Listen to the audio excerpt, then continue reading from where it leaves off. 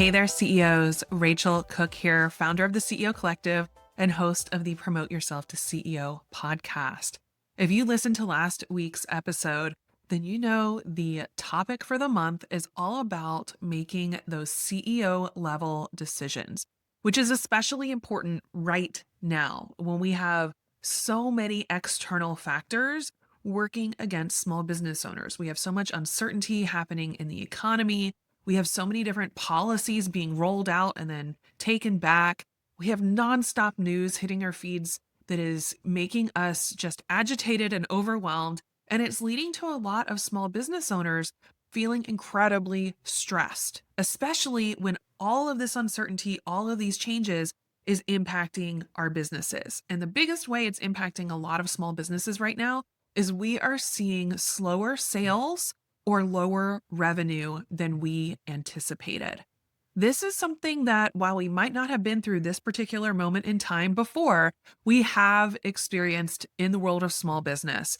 Times when sales slow, when revenue slows down, and it's important as the CEO of your small business that you understand what you need to focus on first instead of attempting to change everything in your business.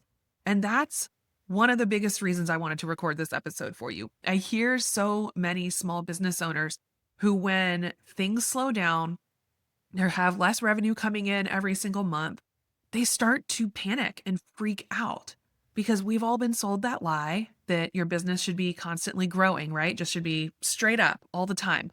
That's not realistic. Businesses ebb and flow all the time. This is normal. It's normal for revenue to slow down and for sales to slow down when things are changing in the world that are impacting buyer behavior, that are impacting our clients' disposable income, that are impacting the budgets of the businesses that we work with. All of these different factors are going to impact our bottom line. They're going to impact the revenue and sales in our business. So we want to go into this knowing that this is something that's happened before. And when you develop this CEO skill set of understanding what you need to focus on first, you're going to be able to make smarter, more strategic CEO level decisions. What we don't want to do is hit the panic button, okay, and feel like we have to burn it all down.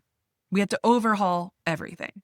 We need an all new marketing strategy. We need all new offers. We need to totally rebrand our business.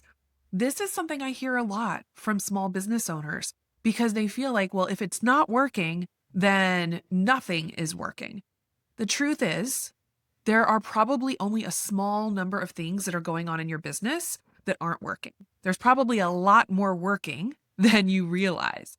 So we don't want to change everything. We don't want to throw the baby out with the bathwater. We want to take a beat and actually diagnose what the true challenges are in our business so that we can determine what we need to focus on first. And knowing what we need to fix first is going to save you months of spinning your wheels. It's going to save you so much money that you would be giving up when you throw everything out and start from scratch again. So hang in there with me. If you've been feeling stuck, if you've been feeling like sales have slowed, revenue has slowed, and you just want to burn it all down and start again, let's take a beat, let's take a breath, and actually go through what those options are, okay? So before we get into that, I want you to know, again, sales slowdowns are normal. This is part of business. This is nothing to do with you personally, more than likely. And if you accept that this is just part of the process, this is part of being a business owner, it's going to be a lot easier to stay grounded and to make smart strategic decisions. When you panic and get up into that fear response, you start second guessing yourself. You start throwing everything out, trying to do everything all at once. This happens in all businesses, in all business cycles, especially when the market shifts, when the economy shifts, when there's policy changes, when there's political changes, when there's as much going on in the world as we are dealing with right now, things are going to impact small business owners. The wrong move is trying to change everything at once at the same time. That creates so much chaos in your business. And even more than that, if you try to change everything at the same time, then you don't actually know what is or isn't working.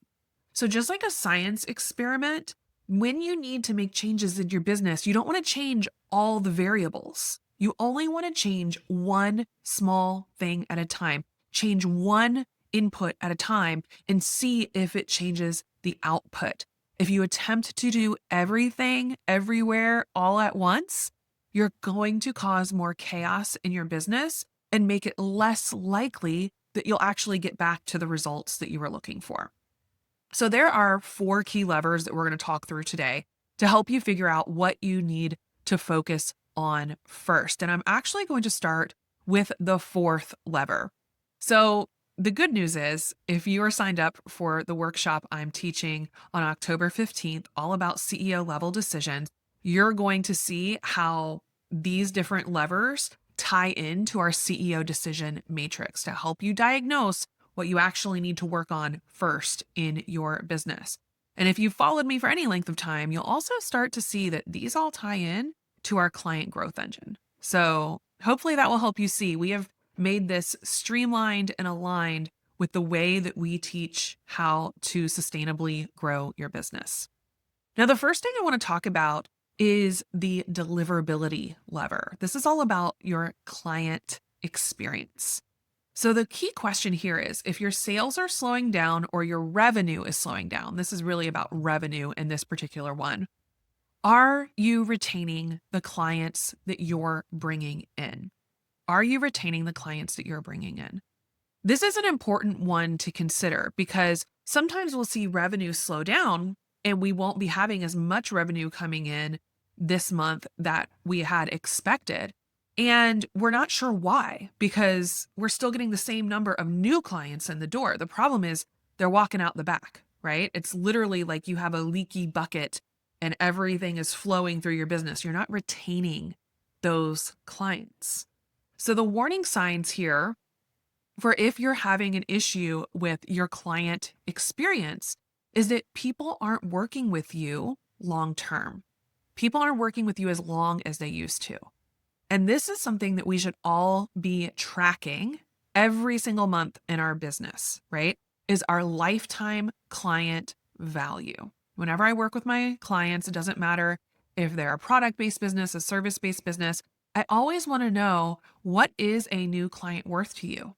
How long does a typical client work with you? How much does a typical client spend with you over the course of working together?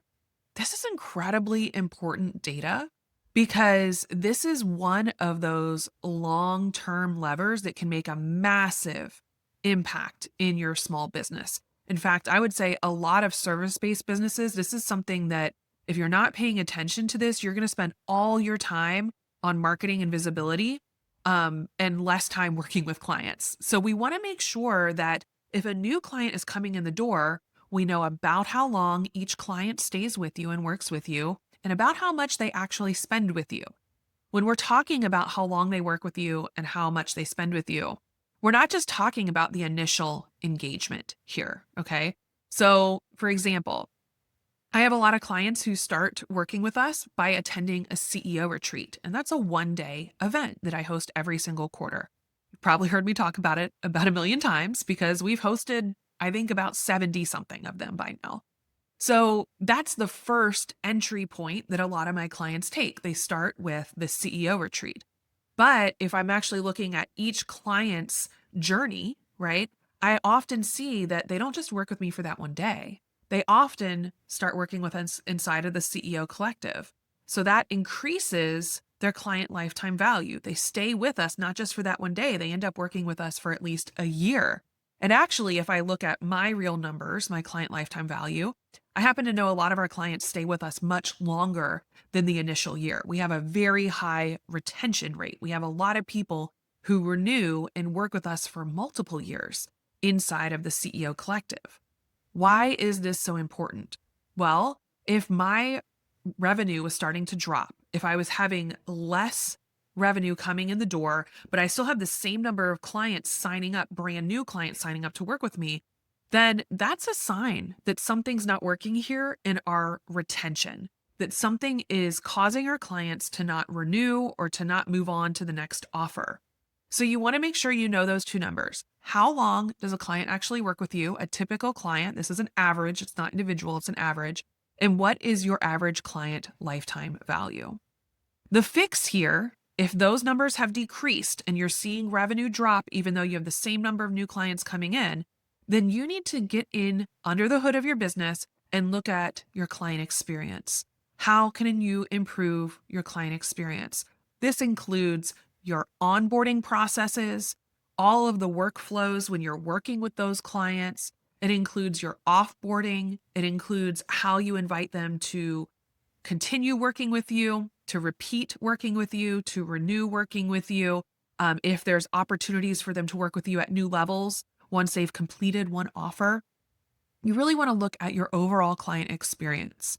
I just had a client in the collective who we had this conversation because she saw the same number of new clients were coming into her business every single month, but the revenue was dropping because some of the members in her team who were working with those clients had very low retention rates. So their lifetime client value was about half of what the practice as a whole or the business as a whole had. Now, that becomes a problem, right? Because then you're working to constantly replace those clients.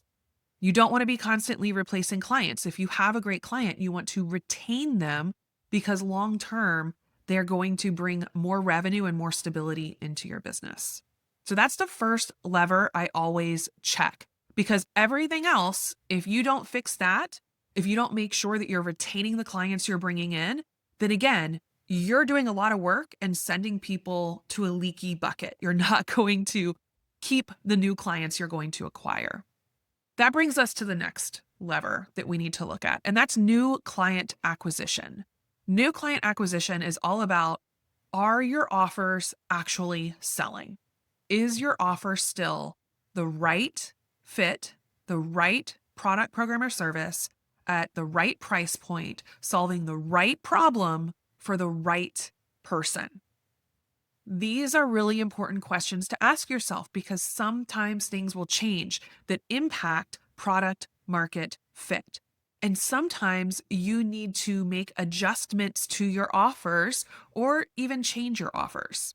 So, what are the warning signs here that your offers are no longer a fit? Your offers are no longer a product market fit. Well, one is you still have a ton of people who are liking your content, who are following you, who are engaging with you, but they're hesitating to say yes. They're hesitating to commit. Maybe people are saying, well, now's not the right time. This is where you might have people who say, is there a smaller option, a less of a commitment option to allow me to get started? You might also start seeing a lot more payment objections than you used to see. So maybe people are saying, that's a really big investment. I don't feel confident making that big investment right now. Do you have an offer at a lower price point? Or do you have a payment plan available to make this happen? Again, when we're looking at product market fit, it's a few different components there, right? It's the right offer at the right price point, solving the right problem for the right person. If any of those factors change, then we might need to make some adjustments. So, what types of fixes could we put in place there? Well, one, if you're hearing people saying that this is a big commitment, they're hesitating to make a long-term commitment, especially maybe your previous offer was a 12-month offer. Maybe you need to add in some sort of shorter term offer in order to get people started, right? Something that makes it a little easier because it feels like a less of a commitment. If you make it a little bit less of a time commitment or less of a price commitment, so taking something from, let's say, a 12-month coaching program to a 3-month coaching program, that might be enough to get more people to say yes and at least get started. By the way, that's when your client experience system kicks in and works to retain those people once they know they're in the right place and they're the right fit. Okay. So that might be an option. You might also have people who need some sort of what we call a bite-sized offer. So instead of just shortening the term of your coaching package or whatever it is that you're offering, maybe they just need to get started with one part of it to really understand who you are, how you work, what your experience is like. This is very similar to what the CEO retreat is for me inside of the CEO Collective. This is a part of our larger 90-day CEO operating system framework, but it's a shorter commitment. It's a bite size. It's sharing with them one piece of our bigger picture puzzle for how we work with people. So a bite-sized offer, an entry-level offer, isn't meant to be the only thing they get. It's meant to be the on-ramp into working with you in your signature offer. And again, the reason I think a bite-sized or an entry-level offer works is it gives your potential clients the opportunity to kind of try you on for less of a commitment and make sure that you truly are a fit for them to help them get some results, build their confidence, not only in you, but in themselves and their ability to do that work. And then you can continue, delivering an amazing experience and retain them as a client. You might realize that you need to refresh your signature offer. Now, this I haven't seen happening as much, mainly because of the type of businesses that I work with. For a lot of the businesses I work with, they haven't had to massively change their signature offer unless they personally felt like they had outgrown it or they just were no longer interested in selling that offer. And that's a real thing that happens sometimes. So that's a bigger decision if you decide that maybe the offer is a great fit for the market, but it's no longer a fit for you. You as a CEO have to make that call and that decision. Just know that every time you change the offers that you're putting out there, you have to go through that whole validation stage. Even if you already have an audience, if you put a new offer out there that's completely different from what people already know you for, you still have to validate that your audience wants this offer and it's the right product, program, or service solving the right problem at the right price point for the right people. Okay. So those are all different scenarios that you might need to go through to think about, do I need to change up my offers? Do I need to focus on my offers to get more new clients in the door, more sales in the door? Again, I often find that for a lot of my clients, it's not that they need to burn the whole thing down. It's often that they need to create a smaller entry point just to build that confidence, not only in, the choice they made to work with them, but in themselves. A lot of clients, especially if you do transformative work, if you're doing coaching, if you're doing consulting, if you're doing a lot of personal development work, that requires a lot of trust, high level of trust. And that trust can be hard to come by these days. So sometimes adding in that little bite-sized offer or entry-level offer can help build that trust and build that relationship. And then you can work on retaining those clients long-term. Okay, next lever. Let's go back a little bit more in our client growth engine and start looking at our overall messaging. This is a big piece of the puzzle. And it's often one that, when we get into the mode of, well, we're going to set it and forget it and have passive income, it's really easy for people to not pay attention to how people are actually feeling right now. What do they actually care about right now? I can tell you that right now, a lot of messaging needs to shift. And I've been talking about this for a little while. And that's because when we're in uncertain periods, uncertain economy, a lot of change happening, then people go from looking for aspirational information and content to more safety and security related content. When the economy is booming and money is flowing and people are buying all sorts of stuff, it's a lot easier to sell the dream. It's a lot easier to sell aspiration. It's a lot easier to sell all of these amazing goals and wouldn't it be great if you could do this? When things are uncertain, when people are feeling a little scared or squeezed, then we need to understand that they're shifting down in that whole Maslow's hierarchy of needs. They're no longer trying to fulfill aspirational needs if their base needs are not met, or if they're feeling a lack of safety and security. So this is really, really important right now. Okay. You need to pay attention to what your clients are paying attention to and what they care about right now, especially because if you're still talking about aspirational messaging, then there's a chance it will come across as out of touch. And we want to make sure that people are with us, that they're feeling like, oh, yeah, she gets what I'm feeling right now. She understands what I'm going through right now. So, what are the warning signs of your messaging isn't working? A big thing is your content is getting views, but no conversions. So, people are opening your newsletter and reading it. Maybe they're opening your newsletter, clicking through, but they're not buying anything. Maybe your audience is still growing, but they're not buying anything. You start promoting something and crickets, you're not getting any sales out of it. That often means that what we need to focus on first is updating the language. We probably need to really understand that what a lot of people are searching for right now is safety and security. Safety and security. So, how can we help them feel like we are in touch with how they're feeling? It means we need to not, I hate the whole copywriting thing about you need to agitate their pain. I am not a fan of that. I'm a much bigger fan of leading with empathy and saying, I understand, me too. I'm in this boat with you. We're all small business owners here. So here's what we're experiencing now. Here's what's going on right now. We need to address fears and not ignore them and talk about the very real pressures people are under right now and the things that are impacting them in this moment. It's all about being relatable and making sure they understand that you understand what's going on for them.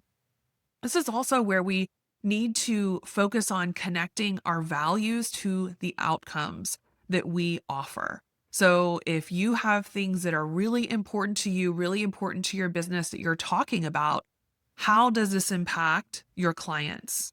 Are you connecting those two things?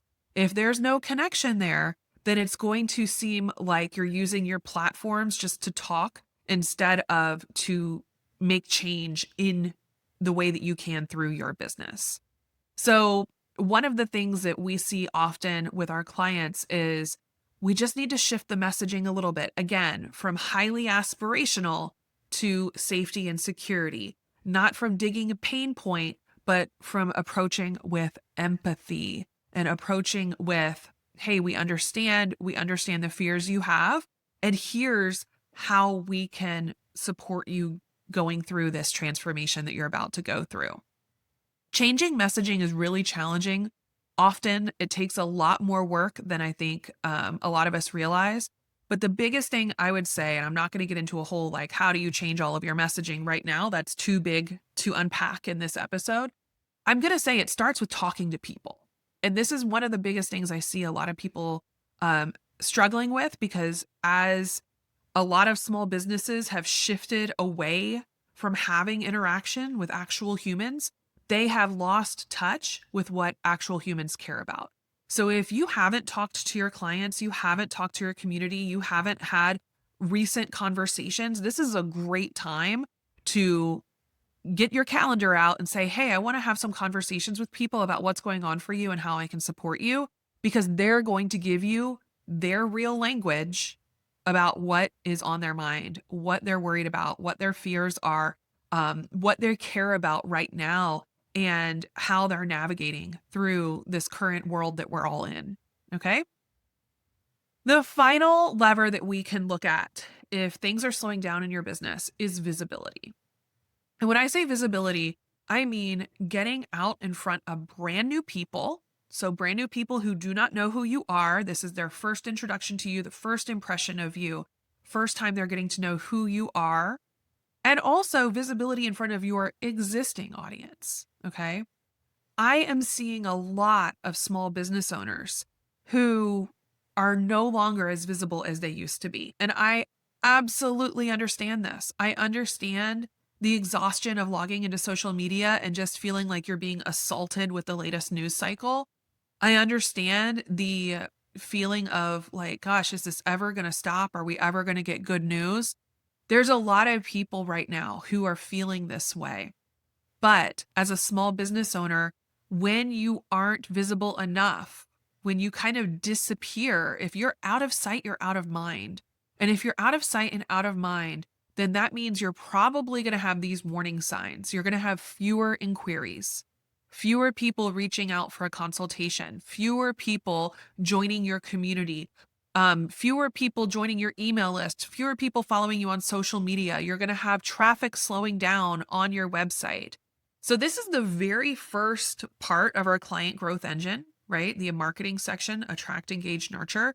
And if you slow down on the marketing, which is all visibility to either new people or your existing audience, if you stop being visible, you will stop seeing sales simply because what you put into the client growth engine impacts what comes out of the client growth engine. So how do you change this, right? If you have been hesitating with your visibility, if you've been feeling burned out by visibility, then we still need it. And what do you need to fix this challenge? One thing is to be a little critical of the channels you are choosing. And I'm going to say this very openly. If social media is draining you and it is no longer one that is helping you to get in front of the right folks, or it is no longer feeling aligned, it is okay to change your visibility channels. I have seen a lot of people who have shifted away from social media simply because they feel like it's no longer aligned and it starts to feel incredibly stressful for them. So I'm giving you permission. If that is feeling stressful, if that is not aligned, then change that channel, change the visibility channel you're choosing to engage in. I've definitely seen quite a few people who are shifting which channel they prioritize. So I've seen a lot of folks who have moved over to LinkedIn. I've seen a lot of folks who have moved off of Facebook. Totally up to you. I've also seen a lot of folks who have shifted over to being more podcast centric or more video centric. So it doesn't really matter to me which channel you're choosing. Okay. Whichever platform you're choosing, not as big of a deal to me as you're still showing up somewhere consistently. So that could be, again, video, it could be podcasts, it could be social, it could be continuing to do your email, which I still believe is one of the most powerful visibility channels out there for staying in touch with your existing audience. It could also be looking at collaborations. It could be looking at how do you get in front of other people's audiences. It could be how do you go out there and do more speaking. It could be ramping up your referral engine and making sure you're putting the face time in to build your network and to build those referral sources. It could be going more high touch, which again, I think in the last few years, there has been so much about automation and online everything. We have forgotten that you can have a thriving business that is very much built with real relationships and real people that you connect with in real life. So I want you to think about that. I have several clients right now who didn't necessarily need to get on social media again. They didn't need to churn out a ton of content. But what they needed to do was to block out 2 hours every Friday and call it Follow Up Friday and follow up with the people they had already connected with, who had already indicated interest, who were new referrals coming in from existing clients, and just continue to follow up with those people or touch base with people who were sending them business. There's a lot of ways you can increase visibility, and it's time to become a bit more discerning about which visibility channels that we decide to put our time and effort into. Okay, so what do we decide here? What did we talk through here? What do we focus on first? Figuring out what to focus on first when you have a slowdown in your business is all about a process of elimination. Instead of changing everything all at once, it's about looking at what's going on in your business and improving, optimizing one variable at a time. Okay. So if you are bringing in clients, the same number of new clients that you had been previously, but your revenue is dropping, those clients aren't staying as long as most of your clients previously had, or they're not spending as much money with you, then we need to look at our client experience. We need to look at onboarding. We need to look at our delivery workflows. We need to look at our offboarding processes. How are we re-engaging clients?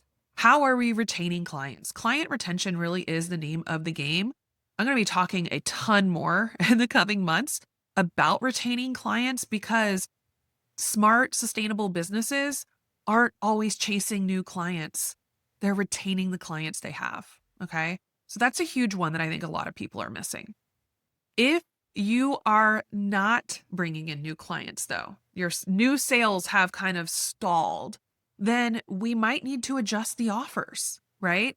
You're still getting in front of a lot of folks. Your messaging is still good, but they're not buying the current offer you have because buyer behavior has changed. They're asking for less of a commitment. They're asking for a shorter time frame. They're asking for a lower price point. They're asking for more flexible payment options. Maybe you need to adjust your offer. If people are seeing what you have to buy, but they're not buying anything, you know enough people have seen it and they're not interested, then we might need to check your messaging. Maybe they're not resonating with what you're talking about right now. Maybe you're still using messaging that worked in 2022 and it no longer seems relevant right now. Messaging is something we're always having to work on. And if there's one thing I can share with you, it's that you need to be in conversation with people. If the words on your website, the words on your sales page aren't the same as what actual humans are saying to you on a regular basis, if those conversations have changed, they're not going to connect the dots and they're going to think this isn't for them. And finally, if people aren't seeing you, if you've kind of disappeared because you've been burned out on the visibility, you've been burned out on social, you have just felt like I can't show up everywhere all the time, it's too much. We still need visibility as small business owners. This is something that none of us can survive long term without. Yes, we can take breaks. I'm all for a social media sabbatical, but at some point you have to make a decision about what is going to be an aligned visibility strategy for you and make sure that you can start showing up consistently again, both to get in front of your existing audience and get in front of new folks.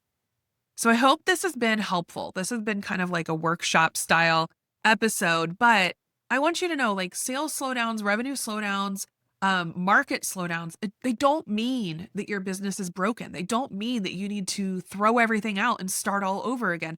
It often means that you need to press pause and really dig in to analyze what needs to be fixed. What lever do you need to pull? What piece of the puzzle do you need to shift to see if you can improve the result? If you attempt to burn everything down and fix everything all at once, then we don't actually know what the problem was. Okay. So try focusing on one thing at a time. If you want to learn more about this, on October 15th, I'm hosting a live workshop all about creating your own CEO decision matrix. I'm going to walk you through how to put one together. And this will help you to make those big decisions and will help you to figure out what you need to focus on first. I want to help more small business owners get out of this overwhelm and feeling of, oh no, I'm going to make the wrong call and mess up my business forever. You're not going to go live in a van down by the river, friends. It's okay. We can figure this out. But the first step is to get grounded, to get the clarity we need, and to have a strong framework for decision making. So all the details are in the show notes. I would love to see you there. Now, I want to hear from you. If you like this episode, please head over to Instagram at Racheal.cook. Let me know what you think about it. Got a few more coming your way over the rest of this month because I want more small business owners to feel more confident navigating these uncertain times. I'm not saying that I have any sort of, clairvoyance and can tell you what exactly is going to happen in the future, but I can help you improve your CEO skills so that you can be more confident in making the decisions you need to make as a small business owner. All right, I look forward to seeing you in the next episode.